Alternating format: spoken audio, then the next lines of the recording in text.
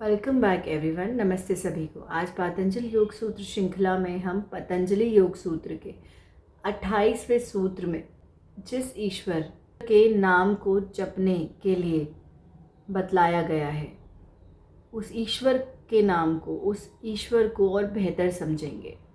आजकल हमने मैनिफेस्टेशन के बारे में तो बहुत सुना है, तो उसी में जो सबसे उच्चतम मैनिफेस्टेशन हम कर सकते हैं वही ईश्वरीय चेतना है।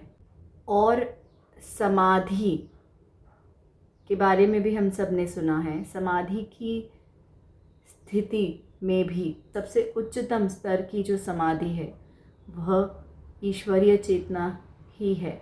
जैसा कि पतंजलि योग सूत्र का आधार सांख्य दर्शन भी है, जिसमें पुरुष और प्रकृति के बारे में बतलाया गया है। तो ईश्वर सबसे उच्चतम पुरुष होने की स्थिति है।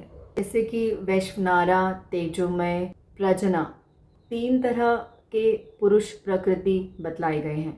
इनमें से जो इनसे सबसे उच्चतम पुरुष हैं वह ईश्वर हैं। ईश्वर ऐसे पुरुष हैं जो अव्यक्त हैं और जिन्हें परब्रह्म कहते हैं, सर्वजन कहते हैं, क्योंकि इनके बियॉन्ड कोई नहीं जन्मा।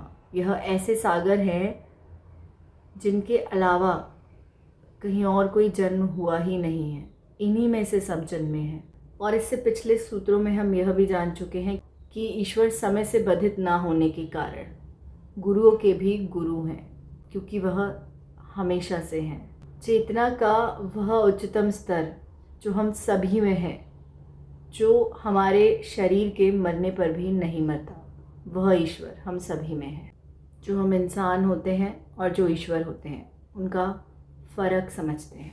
एक मनुष्य चेतना की मैनिफेस्टेड स्थिति है और ईश्वर चेतना की उच्चतम स्थिति है। और मनुष्य जो चेतना की मैनिफेस्टेड स्थिति है वह जन्म दर जन्म अलग अलग शरीरों में खुद को मैनिफेस्ट करती है। तब तक मैनिफेस्ट करती है जब तक वह एक अच्छे शरीर में मैनिफेस्ट ना हो जाए। ईश्वर के नाम को जपने से पहले ईश्वर के नाम को समझने के प्रयास को कल भी जारी रखेंगे। यहाँ तक सुनने के लिए धन्यवाद।